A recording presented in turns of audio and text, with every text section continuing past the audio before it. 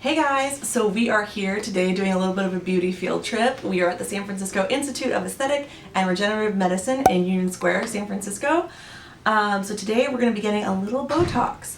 And I've covered this treatment before, you can read more about it on my blog, but basically this is a new clinic in the heart of San Francisco and they offer so much more than the standard Medi-Spot treatments. There are facials, there's medical research, there's plastic surgery treatments, and so much more. So I'm going to be doing a little bit of work with these guys and showing you what they have to offer. My problem area is my crow's feet. I've discussed this before, and it's just something that, gives me a little bit of extra confidence for when I smile or I see myself in photos. Just having that extra smoothness around the eye, it's a huge game changer for me. So when you're looking for a Botox provider in your area, I definitely recommend checking out reviews online, whether it's Real Self or Yelp, or just kind of Googling around to see reviews, before and after photos to see if the treatment's right for you. And of course, you can always book a free consultation. Most places will do a free consultation if you ask, so I think it's definitely worth your time if you're curious about it. So we're gonna get started in a couple seconds here by applying a numbing cream to the injection site, and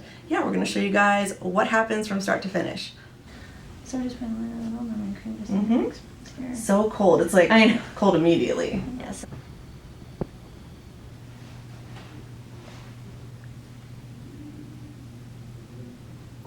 So I'm just going to have you frown for me and bring your eyebrows together very serious. Thank you. So you're just going to feel me pinch your muscle right here.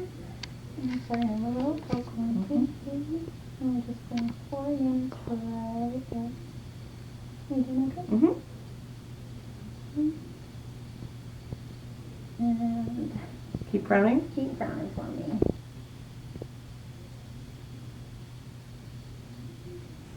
So I'm just injecting at the points where you have the most movement.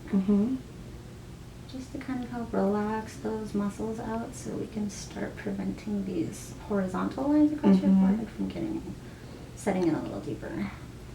Yeah, I find that you can notice where your makeup crease is.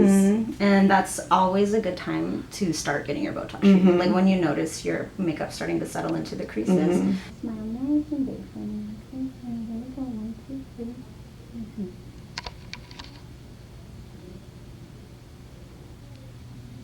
Last one. 1, 2, 3. Awesome. You're done. Easy peasy. And what's the aftercare regimen? Or, I know there's like no working out in the first 24 hours, like no hardcore sweating or... Right, so no laying down flat for 4 hours is something I like to tell people. We just want to make sure that that Botox sets into those muscles nicely. So no working out hard, no laying down flat. For the next 4 hours, I would avoid any like hat, scarves, helmets, anything that's going to be tight around your forehead. Sunglasses are okay? Sunglasses are okay, yeah, because we just don't want to restrict any of the, or apply pressure in any of the points where we inject in. That's basically our only aftercare. If you get a headache, which some people do, you can always just take a Tylenol, Advil, Aleve, whatever your normal NSAID would be. All right. And let's talk about possible side effects. That's a common question, or side effects, or I know what I've experienced in the past, but like, what is a possible side effect? Headache is probably the most common one. If it's your first time getting Botox, when it starts to set in, people get this period of what we call heaviness. So basically your brain is trying to reconcile why you can't make movements you've made your whole life. So when it starts to kick in, 3 days, 5 days, you can kind of feel heavy. Basically, you're trying to lift your eyebrows, you're trying to make faces, and you can't. I know your brain is going. It's hard to describe. Yeah, it's hard. Exactly, it's very tough to describe. I think bruising as well. Depends person to person.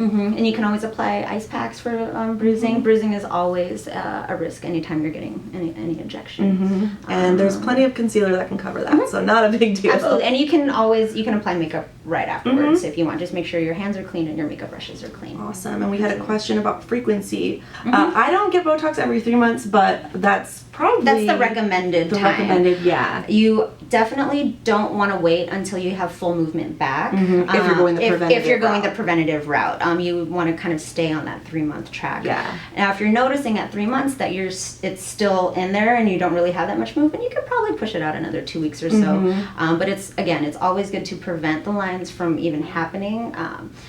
than it is to wait till they're there and then to try to go back Right. and correct them. Yeah. Yeah, I think for me it was cost inhibitive. I probably would have done it every Absolutely. 3 months, but just it didn't work out that way. I did a lot of travel last year, so if I'm quite honest, that was a plane ticket. Yeah, no, absolutely. Yeah, absolutely. And that's probably the biggest reason why people don't come in is every 3 months. It's just cost-wise, or they live a busy life, and then all of a Right. sudden they look in the mirror and go, oh my gosh, I forgot it's been 5 months since my last Yeah. Botox. Yeah.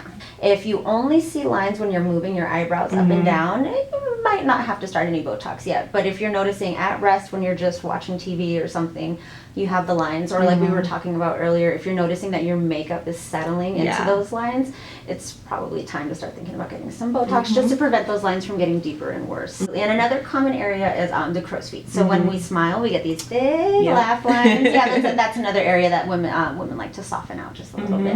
And I have noticed in the past couple of years that more men are getting Botox injections in their eyes. Yeah, and most people, you know, they don't even know I have it until I tell them. Friends and family who, you know, might be like morally opposed to it, but then I kind of challenge their, you know, expectation of that, because they're like, well, I didn't know Botox could not look plastic. You know what I mean? Absolutely. I've actually had a very similar experience. I have a lot of patients that come and ask about Botox, and they're so scared. And then when I tell them, you know, I have 50 units of Botox in my face, there's generally this like surprise factor where they go, but you look so natural. Yeah. It's like, yeah, that's my point when I'm injecting is that I don't want people to know I've got Botox done. Right. I like to have people still have movement in their eyebrows, still be able to smile.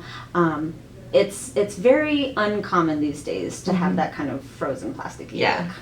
And what about kicking in? Like, we get it today. Usually, I'm like 2 to 3 days. I feel like it's pretty quick in me. Yeah, everyone's a little bit different, and some of the different neuromodulators have different set-in times. For Botox, the general kick-in time is about 5 to 7 days. We always do retreats at about 2 weeks because we want to give you the full time for everything to set in, which is about 5 to 7 days. A different neuromodulator like Dysport, that kick-in time is about 2 to 3 days. So it just kind of depends on which neuromodulator you're using. They all do the same thing. They just kind of kick in at different times. Awesome. Have a different shelf life, maybe. Yeah, but it's good to know so people just, you know, wait it out and just see everybody's different, every body's different, every patient is different. And I'm really glad you asked about that, because a very common thing is someone will get injected with Botox maybe their first time, and then 2 days later they'll call us, it's not working, I can still move everything, and I have to calm them down and say, it just hasn't kicked in quite yet, just give it another couple days. And then generally they go, okay, it's working, it's working. You know, because it is an investment, so understandably we want to make sure you're getting what you want. Yeah.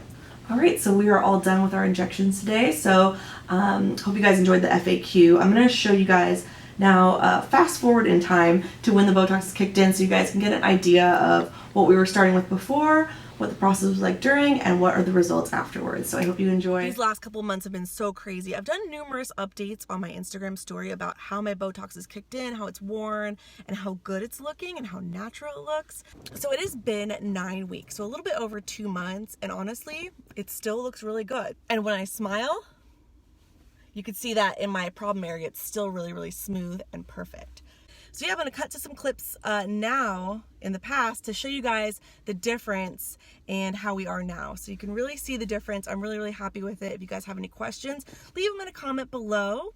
So I had 44 units of Botox total. The average client gets between 40 and 60 units. The units a la carte are $16 a unit. So the SF Institute also does offer specials with Botox. You can get, I think, a full vial for $10 a unit, and you can kind of chip away at your balance on that. So that's a really great option if you're trying to save some money and you plan on doing it multiple times.